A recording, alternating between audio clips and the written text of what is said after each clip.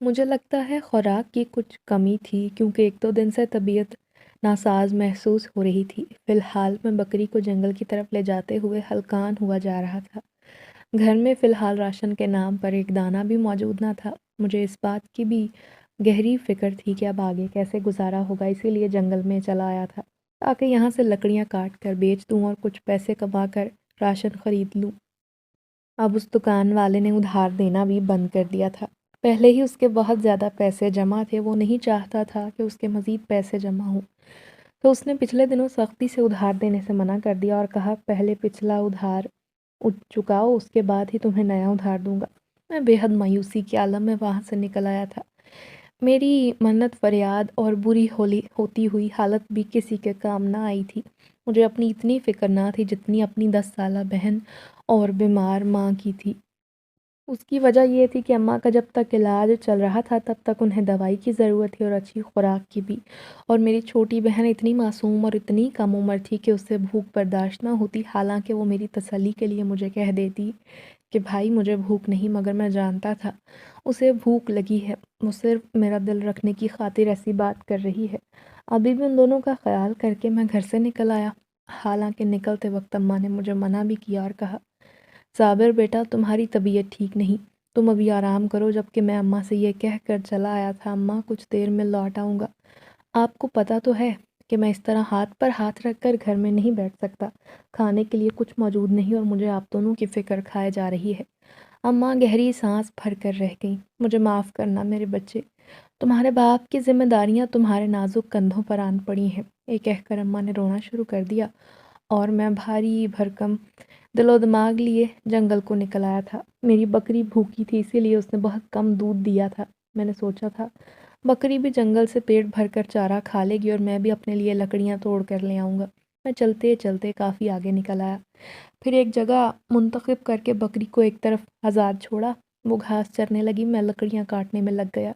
ابھی کچھ دیر گزری تھی، مجھے بکری کی آواز سنائی دی، یوں لگا جیسے وہ مجھے بلا رہی ہے۔ میں گھبرا گیا، مجھے ڈر تھا کہ کہیں کوئی جنگلی جانور نہ آ گیا ہو، خدا نخواستہ میری بکری کو نقصان نہ پہنچا دے۔ میں اپنی کلہاڑی وہیں چھوڑ کر بکری کی طرف بھاگا، مگر سامنے کا منظر دیکھ کر میرے پیروں تلے سے زمین نکل گئی۔ سامنے میری بکری صحیح سلامت کھڑی تھی اور اس کے پاس ایک لڑکی موجود تھی جو کہ بہت خوبصورت تھی۔ اس نے سیاہ رنگ کے کپڑے پہن رکھے تھے، وہ زمین پر بیٹھی تھی اور پیچھے درخت کے تنے کے ساتھ ٹیک لگائی ہوئی تھی۔ لڑکی کے چہرے پر کمزوری واضح تھی، یوں لگتا تھا جیسے صدیوں کی تھکان ہے۔ اس کی آنکھوں میں بھی عجیب سی تھکاوٹ دکھائی دیتی تھی، مگر ساتھ ہی ساتھ ایک الگ کشش اس کے چہرے پر نمایاں تھی۔ میں چونکتے ہوئے آگے آیا، بکری کو اس کے سر پر پیار کرتے ہوئے میں نے لڑکی سے پوچھا کیا ہوا، آپ ٹھیک تو ہیں نا؟ آپ یہاں اکیلی موجود ہیں؟ میری آواز سن کر وہ بولی مجھے بہت بھوک لگی ہے، مجھ سے قدم اٹھانا محال ہوا جا رہا ہے۔ لڑکی کے لہجے سے تھکن جھلک رہی تھی، یوں لگا جیسے نہ جانے صدیوں کی مسافت طے کر کے یہاں تک آئی ہے۔ مجھے بہت پریشانی ہوئی، اسی لیے مجھے اور کچھ سمجھ نہ آیا۔ میں نے بکری کا تھوڑا سا دودھ نکالا اور لڑکی کو دے دیا، جسے اس نے شکریہ کہہ کر تھام لیا اور ایک ہی سانس میں پی گئی۔ لگتا تھا واقعی کافی بھوکی تھی۔ میں حیران ہوا۔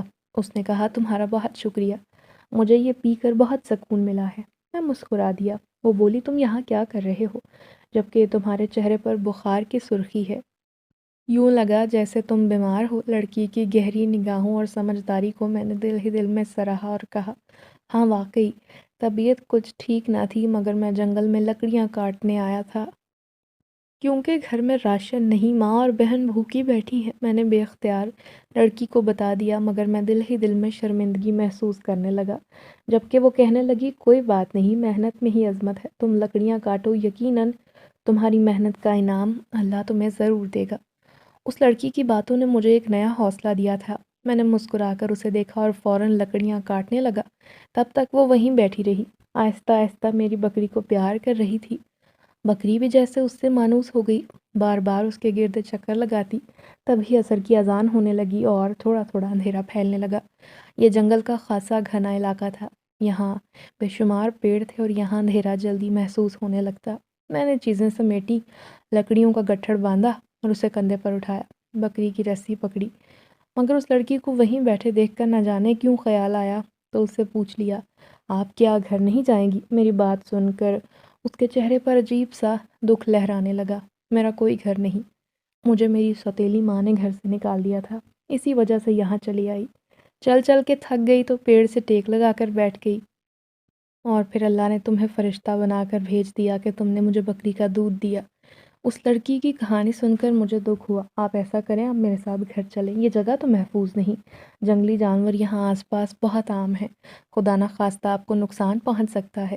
میرے گھر میں اماں اور بہن ہیں، وہ آپ سے مل کر خوش ہوں گی، آئیے میرے ساتھ چلیے، اگر آپ کو مناسب لگے تو میں آپ کو لے چلتا ہوں۔ میں نے جھجکتے ہوئے کہا۔ وہ فوراً اٹھ کھڑی ہوئی۔ تمہارا بہت شکریہ کہ تم نے میری واقعی بہت مدد کی ہے، اگر تمہیں ناگوار نہ گزرے تو میں جو 2-4 دن تمہارے گھر رکوں گی، پھر میں کوئی نہ کوئی بندوبست کر لوں گی، بس تب تک مجھے پناہ دے دو۔ ارے مجھے کیوں برا لگے گا، آپ وہاں جیسے مرضی رہیں، جو روکی سوکی ہم کھائیں گے آپ بھی کھا لیجئے گا۔ یہ کہتے ہی میں آگے چل پڑا اور وہ میرے پیچھے پیچھے آنے لگی۔ بمشکل اس کی عمر 18 سال ہوگی، مجھ سے تقریباً 1 سال بڑی لگتی تھی، اور اس وقت اس کے ساتھ چلتے ہوئے نہ جانے کیوں مجھے بہت خوشگوار احساس ہوا۔ آج چونکہ میں نے معمول سے زیادہ لکڑیاں کاٹنی تھیں اور مجھے پوری امید تھی کہ اچھے خاصے پیسے مل جائیں گے، ویسے بھی راشن لے کر آنا اب تو ضروری ہو چلا تھا۔ میرے ساتھ اب ایک مہمان موجود تھی۔ سب سے پہلے میں نے اس لڑکی کو گھر پر چھوڑا اور اماں اور بہن کو مختصراً اس کے بارے میں سب کچھ بتایا اور لکڑیاں بیچنے گاؤں چلا گیا۔ کچھ دیر کے بعد ان لکڑیوں کو بیچ کر جو پیسے حاصل ہوئے اس سے راشن خریدا، گھر لوٹ آیا، راشن بہن کے حوالے کیا اور کہا تم کھانا تیار کرو، جبکہ میری بہن تب تک اس لڑکی کے ساتھ بہت بے تکلف ہو چکی تھی اور اس کے ساتھ ساتھ باتیں کرتے ہوئے اس کا سر کھائے جا رہی تھی، اور پھر اسے اپنے ساتھ لیے باورچی خانے میں آ گئی۔ میں خاصا تھک گیا تھا، بخار کی شدت میں اضافہ ہو چلا تھا۔ اپنے لیے میں نے دوائی پہلے ہی لا کر رکھی ہوئی تھی، سوچا کہ کھانا کھانے کے بعد دوائی کھاؤں گا، اتنی دیر آرام کر لیتا ہوں، مگر آرام کرنے کے دوران ہی میری آنکھ لگ گئی۔ مجھے پتہ نہ چلا میں کب تک سویا رہا۔ تبھی جب میری آنکھ کھلی میں نے نہ سمجھی سے آس پاس کے ماحول کو دیکھا، سامنے اسے کھڑے ہوئے پایا۔ اسے دیکھ کر کتنی ہی دیر میں پلکیں نہ جھپک سکا، کیونکہ مجھے یاد نہیں آ رہا تھا وہ لڑکی کون ہے۔ میں ایک دم اٹھ بیٹھا۔ ارے آپ یہاں کیوں کھڑی ہیں؟ وہ بولی، میں تو آپ کو اٹھانے آئی تھی، کھانا بن چکا ہے۔ میں جانتی ہوں تمہاری طبیعت ٹھیک نہیں، مگر جو بھی ہے کھانا کھا لو، پھر دوائی کھا کر سو جانا۔ اس لڑکی نے انتہائی نرم لہجے میں کہا۔ بے ساختہ میرے منہ سے نکلا، آپ کا نام کیا ہے؟ وہ مسکرا کر بولی، میرا نام ملائکہ ہے۔ اس کی طرح اس کا نام بھی بڑا خوبصورت تھا۔ ملائکہ؟ اچھا نام ہے، میں نے زیر لب دہرایا۔ کچھ ہی دیر میں وہ میرے لیے کھانا لے آئی۔ اماں تو اس لڑکی سے ویسے ہی بہت خوش تھیں۔ اماں کہنے لگی، صابر بیٹا، جب سے یہ ملائکہ گھر میں آئی ہے ایک الگ ہی رونق محسوس ہوتی ہے، یوں لگتا ہے میری کوئی بچھڑی ہوئی اولاد ہے جو مجھے ملنے لوٹ آئی ہے۔ اتنی پیاری، معصوم اور بھولی بھالی لڑکی ہے، میں تو جیسے اس کی گرویدہ ہو گئی ہوں۔ اماں نے کہا تو میں حیرانی سے ان کا چہرہ دیکھنے لگا۔ آج تو اماں بھی خاصی چمکتے چہرہ لیے نظر آ رہی تھیں۔ وہ جو ہر گھڑی بیمار لاغر بستر پر پڑی رہتی، آج کافی حشاش بشاش تھیں۔ ہم سب نے مل کر کھانا کھایا۔ دوائی کھا کر میں دوبارہ سونے کو لیٹ گیا۔ ملائکہ کو یہاں آئے 3-4 روز ہو چکے تھے۔ اب تو جیسے وہ ہمارے گھرانے میں رچ بس گئی تھی۔ اس کے پاس ایک ہی جوڑا تھا جو اس نے پہن رکھا تھا۔ اس کی سوتیلی ماں نے جب اسے گھر سے نکالا تو اسے کوئی بھی سامان نہیں دیا تھا، اور نہ ہی کوئی سامان گھر سے لے آنے کی اجازت دی تھی۔ ملائکہ آج کل اماں کے کپڑے پہنے رکھتی اور جو اس کے جسم پر کافی ڈھیلے ڈھالے اور کافی بڑے معلوم ہوتے۔ ایک بات میں نے نوٹ کی تھی کہ ملائکہ کے آنے کے بعد ہمارے گھر میں خاصی رونق ہو گئی تھی۔ میں جو اس دن سے راشن لے کے آیا تھا وہ اب تک ختم نہ ہوا تھا، بلکہ ابھی بھی ایسا لگتا تھا جیسے کچھ دن مزید اس کے ساتھ چل جائیں گے۔ نہ جانے یہ کیا بات تھی، کبھی کبھار تو مجھے لگتا جیسے ملائکہ جو نظر آتی ہے ویسی ہے نہیں۔ اس کی آنکھیں بے حد گہری تھیں، ان میں کئی راز چھپے ہوئے معلوم ہوتے تھے، اور ان میں اتنی چمک تھی کہ زیادہ سے زیادہ ان میں دیکھا نہیں جاتا تھا۔ میں بے ساختہ گھبرا جاتا۔ ہمیں ملائکہ کے یہاں موجود ہونے کی عادت ہو گئی تھی۔ جب ایک دن گاؤں میں سے خالہ رشیدہ گھر پر آئی، ملائکہ کو یوں دیکھ کر حیران ہوئی۔ ارے یہ کون ہے؟ بڑی پیاری بچی ہے، انہوں نے محبت سے پوچھا تو اماں نے مختصراً اس کے بارے میں بتا دیا کہ میں اسے گھر لے آیا اور اس کی سوتیلی ماں نے اسے گھر سے نکال دیا۔ خالہ رشیدہ یہ سن کر چونک اٹھی، کچھ دیر بیٹھی اور چلی گئی، مگر بعد میں پتہ چلا کہ وہ اتنی جلدی کیوں چلی گئی تھی۔ انہوں نے یہ خبر جا کر پورے گاؤں میں پھیلا دی اور گاؤں کے لوگ اس بات پر اعتراض کر رہے تھے کہ آخر ہم نے اسے گھر میں پناہ کیوں دی ہے۔ میں تو انہیں سمجھا سمجھا کر تھک گیا تھا کہ وہ صرف کچھ دنوں کے لیے ہماری مہمان بن کر آئی ہے، مگر ہمارے گاؤں کے لوگوں کا یہی کہنا تھا یا تو ملائکہ کو یہاں سے نکال دیا جائے، اور میں ایسا نہیں کر سکتا تھا۔ میں نے وعدہ کیا تھا کہ وہ جتنے دن رکنا چاہے رک سکتی ہے، مگر اب گاؤں کے لوگ جان بوجھ کر ضد پر اڑ گئے تھے، طرح طرح کی باتیں کرنے لگے۔ انہیں یہی لگتا تھا کہ ہم دونوں کے درمیان کچھ نہ کچھ ہے، جبکہ حقیقت میں ایسا کچھ بھی نہیں تھا۔ میں تو ملائکہ سے پہلے دن تب ہی ملا تھا جب جنگل میں گیا تھا، مگر لوگ اس بات پر یقین کرنے کو تیار نہ تھے۔ اماں نے کہا، میرے خیال سے ہمیں کوئی اور قدم اٹھانا چاہیے بیٹا، اس طرح تو گاؤں والے ناراض ہو جائیں گے۔ اگر ہم ملائکہ کو اس کے گھر بھیج دیں تو شاید یہ مسئلے مسائل ختم ہو جائیں۔ میں نے انہیں فوراً منع کر دیا، اماں ایسا ممکن نہیں، میں نے اس سے وعدہ کیا تھا کہ وہ جب تک رکنا چاہے رک سکتی ہے، آپ لوگوں کے دباؤ میں آ کر اسے گھر سے نکالنے کا نہ سوچیں۔ میں نے زبان دی ہوئی ہے، جب تک ملائکہ کی اپنی مرضی نہ ہوگی وہ یہاں سے نہیں جائے گی۔ میرے دو ٹوک انداز پر اماں خاموش ہو گئی تھی اور کہا، ٹھیک ہے، دیکھتے ہیں۔ یہ تو گاؤں کے لوگوں نے طرح طرح کی باتیں کر کے اماں کا ذہن خراب کر دیا تھا۔ وہ پریشان رہنے لگی۔ حالانکہ ملائکہ کے آنے پر ان کی طبیعت پہلے سے بہتر تھی، گھر میں بھی خوشحالی کی لہر تھی۔ میں اسے اپنے گھر سے یوں نہیں نکال سکتا تھا۔ انہی دنوں لوگوں نے ملائکہ کے بارے میں عجیب و غریب باتیں پھیلا دی۔ کوئی کہتا ہم نے رات کو ملائکہ کو چھت پر ٹہلتے دیکھا ہے، وہ بال کھول کر چہل قدمی کرتی ہے، بالکل ایسے جیسے کوئی پچھل پیری ہو، یا پھر کوئی اور مخلوق ہے۔ کسی عورت نے کہا کہ اس نے ملائکہ کو الٹا چلتے ہوئے دیکھا ہے۔ لوگ طرح طرح کی باتیں کر رہے تھے۔ میں لوگوں کی باتیں سنتا اور ان کی اس قدر کیا سرائیوں پر ہنستا۔ میں جانتا تھا کہ ان باتوں کا حقیقت سے ہرگز کوئی تعلق نہیں۔ مجھے ہرگز لوگوں کی پرواہ نہ تھی کہ لوگ اس کے بارے میں کیا سوچتے ہیں، کیا کہتے ہیں۔ میں یہ جاننے کی خواہش نہیں رکھتا تھا۔ ایک دن ملائکہ میرے پاس آئی اور کہنے لگی، میرے خیال سے اب مجھے یہاں سے چلے جانا چاہیے۔ لوگ میرے بارے میں غلط گمان کرنے لگے ہیں اور مجھے ماورائی مخلوق سمجھتے ہیں۔ نہ جانے انہیں کس بات کا مجھ پر شک ہے، وہ ایسا کیوں کہتے ہیں۔ یہ کہتے ہوئے ملائکہ نے بہت گہری نظروں سے مجھے دیکھا، تو میں ان نظروں کی تاب نہ لاتے ہوئے اپنی نظروں کا زاویہ بدل گیا اور کہا، تم لوگوں کی پرواہ نہ کرو، میں نے تمہیں اپنی زبان دی ہوئی ہے، تم آرام سے یہاں پر رہو، جب تک تم چاہو گی یہاں سے مت جانا۔ وہ تو پریشانی میں آ کر اپنی انگلیاں چٹکانے لگی تھی اور بولی، میں تمہارے گھر کے حالات سے واقف ہوں، دل بہت پریشان ہوتا ہے، جس طرح تم محنت مزدوری کر کے کما کر لاتے ہو اور پھر اتنے کم پیسوں میں گزارا کرتے ہو۔ مجھے اس بات کی بہت پریشانی اور شرمندگی ہے کہ میں بھی تم پر بوجھ بن گئی ہوں، تمہیں اب میرا بھی خرچہ اٹھانا پڑ گیا ہے۔ ملائکہ نے بہت دلگیر لہجے میں کہا، تو میں تڑپ اٹھا، ارے تم فکر نہ کرو، تم مجھ پر بوجھ نہیں ہو، تم اس گھر میں مہمان ہو اور ہم اپنے مہمانوں کو کبھی بوجھ نہیں سمجھتے۔ اپنے طور پر تو میں نے بات ختم کر دی، مگر ملائکہ کی آنکھوں میں اترنے والے شکوے نے مجھے اس بات کا احساس دلایا کہ شاید اسے اس بات کی تکلیف ہوئی کہ میں نے اسے مہمان کیوں کہا، کیونکہ اب تو وہ ہمارے گھر کا حصہ تھی۔ ملائکہ کو یہاں آئے 1 ماہ ہو گیا تھا، اس دوران وہ ایک بار بھی گھر سے نہ نکلی تھی، مگر آج ایک عجیب واقعہ ہوا۔ میں جب لکڑیاں کاٹنے جنگل کی طرف روانہ ہونے لگا تو ملائکہ بولی، صابر مجھے بھی اپنے ساتھ لے چلو، میں جنگل میں جانا چاہتی ہوں، تمہاری کام میں مدد کروا دوں گی اور یوں میری بھی سیر ہو جائے گی۔ جب ملائکہ نے یہ کہا تو میں نے اسے اپنے ساتھ آنے کا اشارہ کر دیا اور وہ فوراً میرے ساتھ چل پڑی۔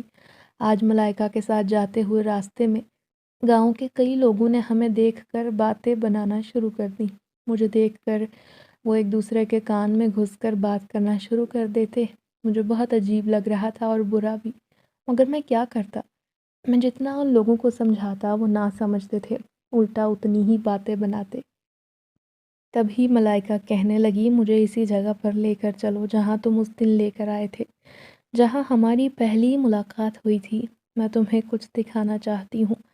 ملائکہ نے مجھ سے فرمائش کی، اس کے لہجے میں بچوں جیسی خوشی تھی۔ میں اس کے چہرے کو دیکھتا ہوا اسی طرف بڑھ گیا۔ آج تو اس کا رنگ ڈھنگ ہی بدلا ہوا تھا، یوں لگا جیسے اسے کوئی بہت بڑی خوشی ملنے والی ہے۔ ملائکہ نے کہا، صابر اگر میں تم سے کہوں کہ تم سب کچھ چھوڑ کر میرے ساتھ کسی اور دنیا کے مسافر بن جاؤ تو کیا میرے ساتھ چلو گے؟ میرا ہاتھ تھام کر چلو گے میرے ساتھ؟ اس نے یہ سوال کرتے ہوئے گہری نظروں سے دیکھا تھا۔ میں الجھ گیا، میرا دل بے ساختہ تیزی سے دھڑکا۔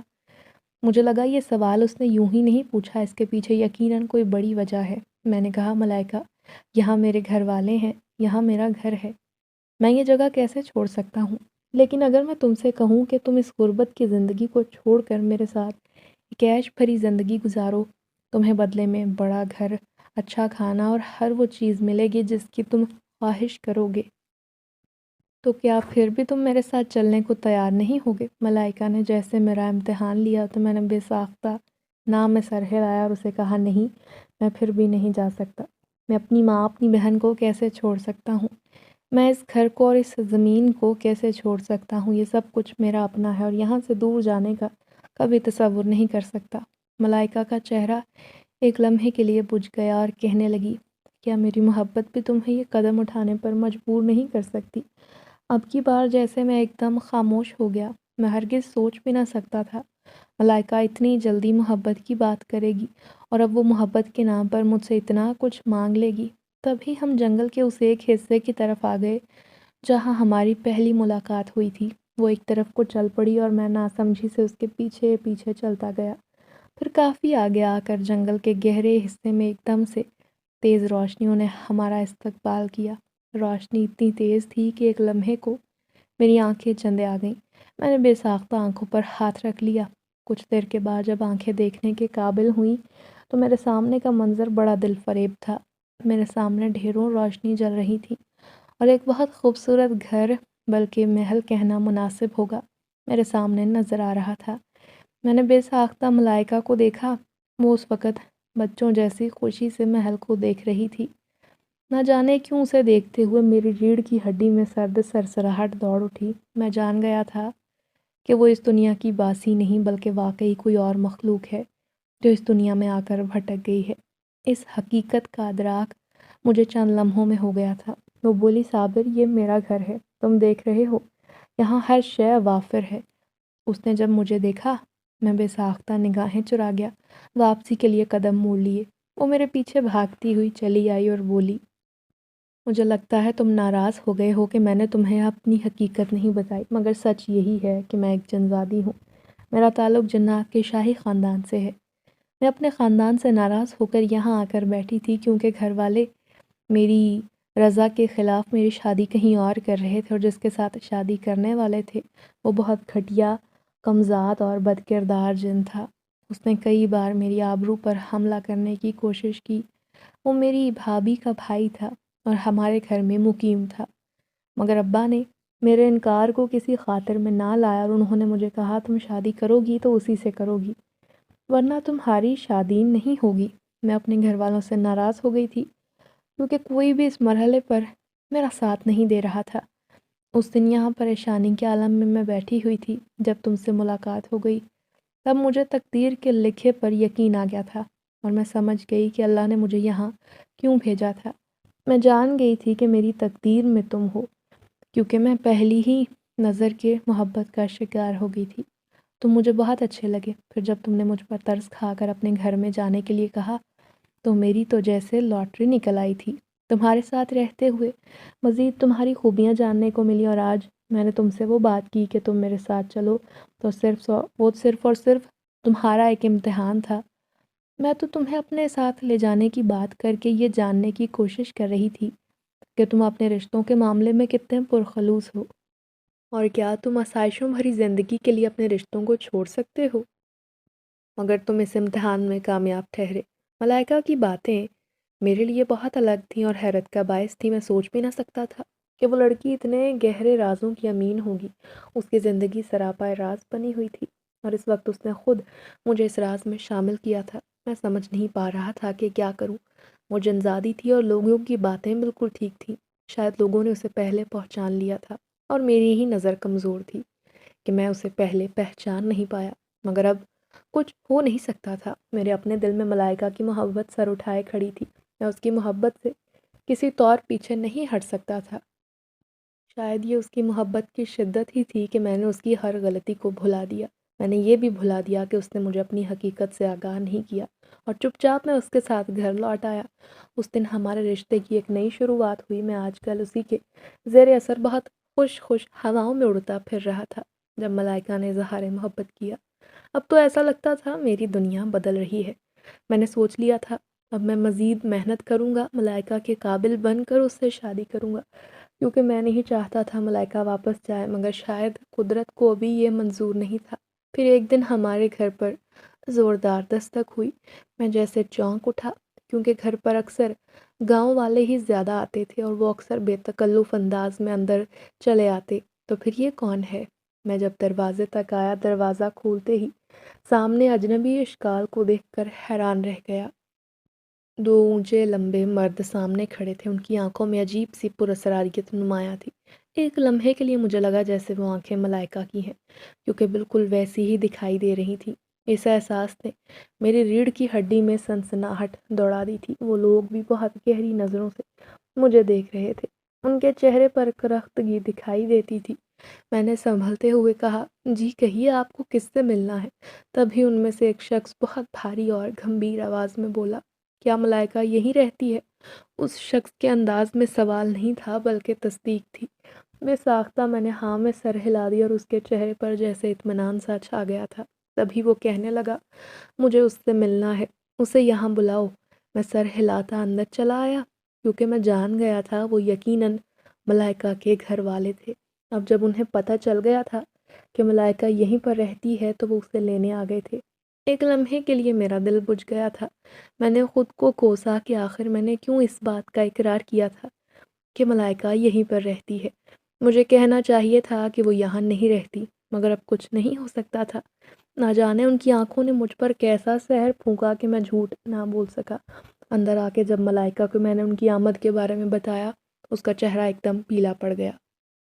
وہ کہنے لگی، مجھے ان سے نہیں ملنا۔ میں نے اسے سمجھایا اور کہا، تمہیں ان سے مل لینا چاہیے، اس طرح جب تم ان سے نہ ملو گی تو پھر وہ غصہ کریں گے اور ہو سکتا ہے تم سے ناراضگی اختیار کر لیں اور غصے میں تمہیں زبردستی یہاں سے لے جائیں۔ بہتر ہوگا مل کر ان سے ایک بار بات کر لو۔ تم نہیں جانتے میرے گھر والوں کو، وہ زبردستی مجھے یہاں سے لے جائیں گے اور میں نہیں جانا چاہتی، کیونکہ میں اس سے شادی نہیں کر سکتی۔ ملائکہ نے بے بسی سے اپنا سر تھام لیا تھا، مگر اب کیا ہو سکتا تھا؟ اس کے گھر والے آن پہنچے تھے اور میں اس طرح اسے یہاں نہیں رکھ سکتا تھا۔ پھر وہ اٹھ کر باہر آئی۔ اس کے بھائی نے کہا، چلو میرے ساتھ گھر چلو، بہت رہ لیا تم نے یہاں پر، ہم کتنے عرصے سے تمہیں تلاش کرتے پھر رہے ہیں اور تمہیں رتی برابر فکر نہیں۔ ابا اس دن سے بیمار پڑے ہیں، اماں تمہیں یاد کر کر کے روتی ہیں۔ میں جانتی ہوں میرے والدین کو میرا کتنا خیال ہے، انہوں نے ایک بار بھی میرے بارے میں نہیں سوچا، نہ انہوں نے یہ سوچا کہ وہ شخص میرے قابل ہے بھی یا نہیں۔ لیکن میں بھی اب واپس نہیں جاؤں گی، میں یہاں پرسکون انداز میں اپنی زندگی جی رہی ہوں، آپ مجھے یہی رہنے دیں۔ جبکہ ملائکہ کے بھائی نے غصے سے اس کا بازو دبوچا اور اس کی آنکھوں میں جھانکتے ہوئے کہنے لگا، میں تمہیں آخری بار کہتا ہوں میرے ساتھ چلو، ورنہ تم اچھی طرح میرے غصے کو جانتی ہو۔ ملائکہ ایک دم زرد پڑ گئی اور اس کی آنکھوں میں آنسو آنے لگے، مگر اس نے غصے سے اپنا بازو چھڑوایا اور بولی، بھائی آپ میرے ساتھ زبردستی نہیں کر سکتے، جائیے یہاں سے، چلے جائیے، میں آپ کے ساتھ نہیں جاؤں گی۔ وہ بھائی بہن کا جھگڑا بڑھ گیا تھا، نہ جانے ان کے ساتھ کون تھا۔ وہ دوسرا شخص بولا، ابھی تو ہم تمہیں یہاں چھوڑے جا رہے ہیں، 2-4 دنوں میں پھر سے آئیں گے اور تب تمہیں ہمارے ساتھ چلنا ہے۔ یاد رکھنا تم اس کائنات میں کہیں بھی چھپ جاؤ، ہماری نظروں سے اوجھل نہیں رہو گی، ہم تو تمہیں پاتال سے بھی ڈھونڈ کر نکال لائیں گے، سمجھی تم؟ یہ کہہ کر اس شخص نے بڑے سرد انداز میں ملائکہ کو دیکھا اور وہ لوگ وہاں سے چلے گئے۔ ان کے جانے کے بعد وہ پھوٹ پھوٹ کر رونے لگی اور مجھے یقین نہیں آ رہا تھا کہ جنات بھی ہم جیسے انسانی مسائل کا شکار ہو سکتے ہیں۔ ملائکہ ان کے جانے کے بعد بہت پریشان رہنے لگی، اسے سمجھ نہیں آ رہا تھا کیا کریں۔ وہ مجھ سے کہتی، تم میرے ساتھ چلو، ہم شادی کر لیں گے، یوں میرے گھر والوں کا منہ بند ہو جائے گا۔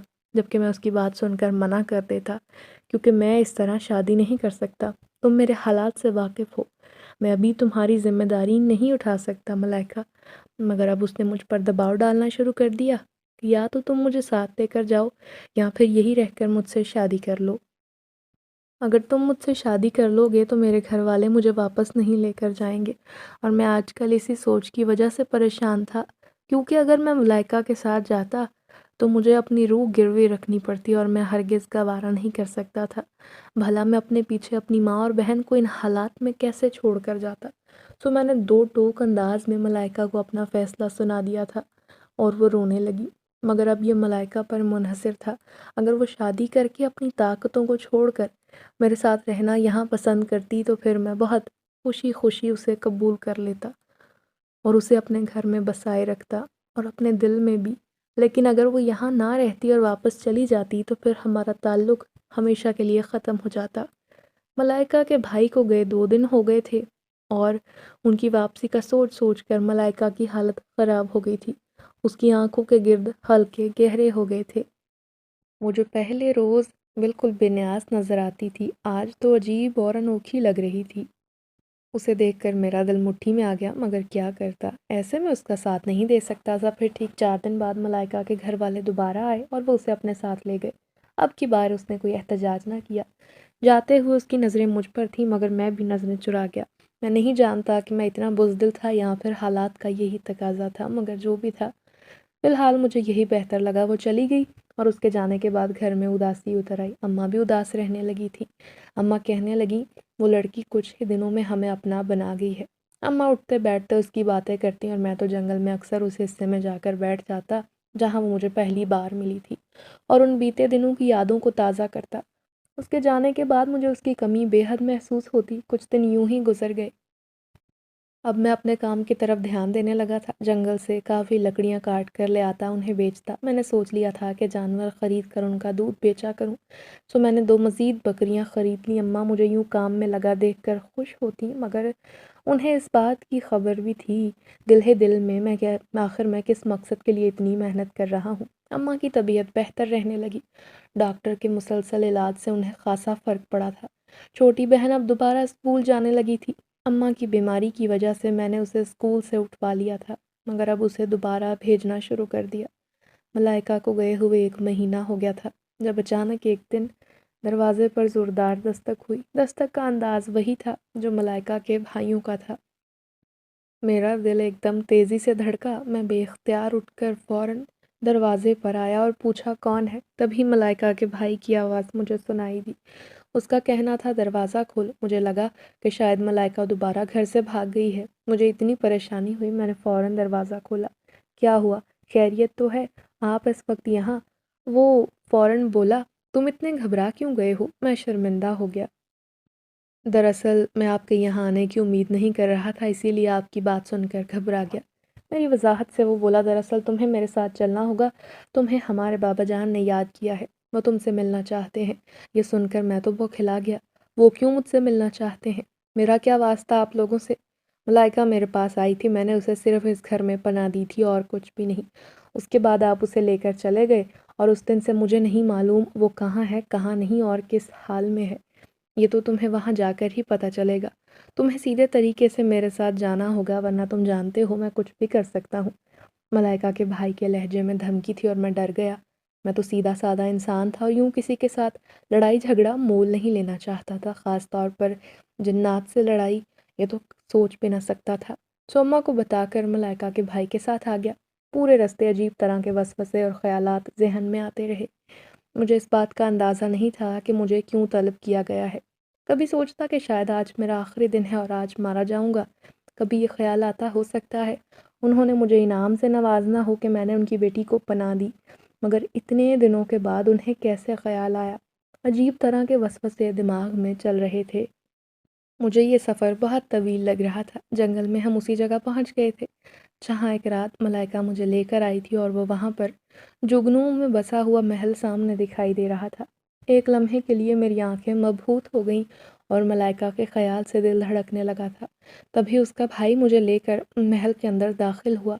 محل میں داخل ہوتے ہی ایک سرد لہر میرے پورے جسم میں دوڑنے لگی۔ یہاں پر ایک طلسماتی کیفیت محسوس ہو رہی تھی۔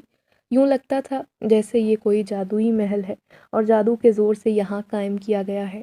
محل کے اندر داخل ہوتے ہی میری کیفیت بدل گئی تھی۔ ایک ٹھنڈک کا احساس یوں جسم میں دوڑنے لگا تھا جیسے یہاں بہت زیادہ اے سی چل رہے ہوں۔ گھبراہٹ کے مارے میرے جسم پر کپ کپی طاری ہونے لگی۔ محل کا اندرونی ماحول بہت پراسراریت لیے ہوئے تھا۔ بے شمار راہداریوں سے گزرتے ہوئے جب میں ان کے سامنے حاضر ہوا تب تک شدید ڈرا ہوا تھا۔ اس محل نے اپنا جادو مجھ پر چھوڑ دیا اور پھر اس کے علاوہ یہاں آنے کے بعد جو میری حالت ہوئی اس سے میں خود بھی گھبرا گیا تھا۔ تبھی شہنشاہ جنات نے مجھے سر سے پاؤں تک بغور دیکھا اور میں ڈر گیا۔ میں نے نظریں جھکا لیں، مجھے یوں لگا جیسے بے شمار لوگ میری طرف متوجہ ہیں۔ تبھی ایک بھاری اور گھمبیر آواز سنائی دی، تم وہ لڑکے ہو، تم ہی ہو وہ لڑکے جس سے میری بیٹی شادی کرنا چاہتی ہے۔ یہ بات سن کر میں گھبرا گیا۔ اور میں نے کہا جناب اس میں میرا کوئی قصور نہیں ہے، میں تو ملائکہ کے بارے میں بالکل نہیں جانتا تھا۔ وہ مجھے جنگل میں ملی تھی، بھوک سے نڈھال تھی، در بدر بھٹک رہی تھی۔ میں نے اسے اپنے مکان میں پناہ دی۔ میں ہرگز یہ راز جانتا نہیں تھا کہ وہ انسان نہیں اور اس کا تعلق جنات کے شاہی خاندان سے ہے۔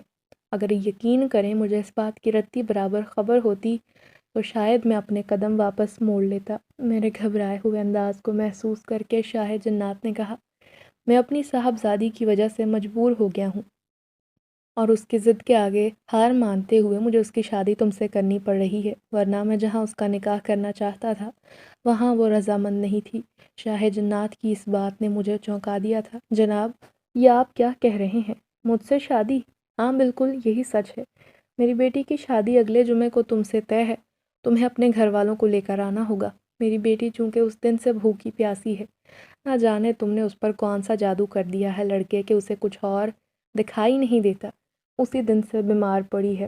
ایک بار اسے مل لو، اسے شادی کی خبر دے دو، میں اسے یہاں سے رخصت کر دوں گا اور رواج کے مطابق اسے جنات کی شاہی طاقتیں چھوڑنا ہوں گی اور ان طاقتوں کے بغیر ہی اسے انسانی دنیا میں رہنا ہوگا۔ تمہاری محبت میں وہ یہ بات ماننے کو بھی تیار ہو گئی ہے، اسی لیے میں نے باقاعدہ تم دونوں کے نکاح کا اعلان کر دیا ہے۔ شاہ جنات کی یہ بات سن کر میں تو حیرت کے جھٹکوں کی زد میں آ گیا تھا۔ یہ سب کچھ اتنا اچانک تھا کہ مجھے سمجھنے کے لیے کچھ وقت درکار تھا۔ میرا سر چکرانے لگا۔ تب انہوں نے ملازم سے کہا کہ وہ مجھے ملائکہ کے حجرے میں چھوڑ آئے۔ میں ایک طلسماتی کیفیت میں اس کے کمرے میں آیا۔ وہ بستر پر اوندے منہ پڑی تھی، یوں لگا جیسے اسے دنیا سے کوئی غرض نہ رہا ہو۔ میں نے اسے شدت سے پکارا تو وہ اٹھ بیٹھی۔ اس نے بار بار پلکیں جھپکائی جیسے اسے اس بات کا یقین نہ ہو کہ میں سامنے موجود ہوں۔ پھر وہ ایک دم خوف کی کیفیت میں آگے بڑھی اور کہنے لگی، یہ تم ہی ہو نا؟ ملائکہ نے بے یقینی کی کیفیت میں پوچھا تو میں نے بے ساختہ ہاں میں سر ہلا دیا اور وہ بے اختیار مجھ سے لپٹ کر رونے لگی۔ تم نے آنے میں اتنے دن لگا دیے، میں روزانہ تمہاری منتظر رہی، مجھے یقین تھا ایک دن تو تم میری محبت پر یقین کر کے مجھ تک ضرور پہنچو گے، اور آج میرا یقین سچ ثابت ہو گیا۔ تب میں نے دھیرے سے اسے اپنے ساتھ لگا لیا۔ میری محبت میں وہ تو دل ملا کر کملا کر رہ گئی تھی۔ میں نے اسے نکاح کی خوشخبری سنائی کہ اس جمعے کو ہمارا نکاح ہے، تم تیاری رکھو اور خوشی خوشی میرے سنگ رخصت ہونا۔ یہ بات سن کر اس کے چہرے پر گہری مسکراہٹ پھیل گئی۔ اس نے کہا، کیا واقعی بابا جان نے اجازت دے دی ہے؟ ہاں انہوں نے اجازت دے دی، اور اب تم پریشان نہ ہو، اب ہم ایک ہونے جا رہے ہیں، اب تمہیں رونا نہیں ہے۔ میں نے ملائکہ کو تسلی دیتے ہوئے جب یہ کہا تو وہ بے اختیار مسکرا دی۔ لگتا تھا جیسے بارش میں اچانک دھوپ نکل آئی ہو۔ یہ منظر اتنا دل فریب تھا۔ محل سے واپسی پر میرے قدم بہت پرجوش تھے اور آج مجھے ایسا لگتا تھا جیسے میں نے دنیا فتح کر لی ہو۔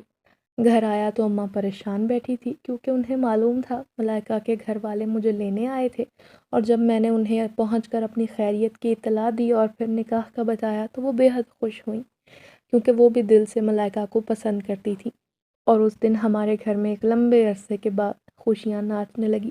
یوں لگتا تھا جیسے آج میری شادی ہو۔ اماں اور میری بہن کا مسکراتا چہرہ دیکھ کر میں مطمئن تھا۔ ملائکہ کے سنگ نئی زندگی کی شروعات کی سوچ ہی مجھے کسی اور دنیا میں لے گئی، بالکل ایسے جیسے میں کسی ریاست کا شہزادہ ہوں، اور مجھے یقین تھا ملائکہ کے ساتھ میری زندگی بہت اچھی اور مطمئن گزرے گی۔ یہ کچھ دن بے حد تیزی میں کٹے۔ جمعے کے دن یوں لگتا تھا جیسے میں نے ایک نئی دنیا فتح کرنے کے لیے نکل کھڑا ہوں۔ ملائکہ کے محل میں ہم دونوں کا نکاح پڑھوا دیا گیا۔ لال لباس میں سجی ہوئی ملائکہ کسی اور دنیا کی باسی انتہائی خوبصورت دلہن لگ رہی تھی، اور پھر جب میں نے اس کا ہاتھ تھاما اس نے مسکرا کر سر جھکا دیا۔ مجھے یوں لگا جیسے میری دنیا بدل گئی ہے، اور پھر میں نے اس کی مسکراہٹ دیکھ کر دل سے دعا دی کہ ہم دونوں یوں ہی سدا ایک ساتھ خوش رہیں۔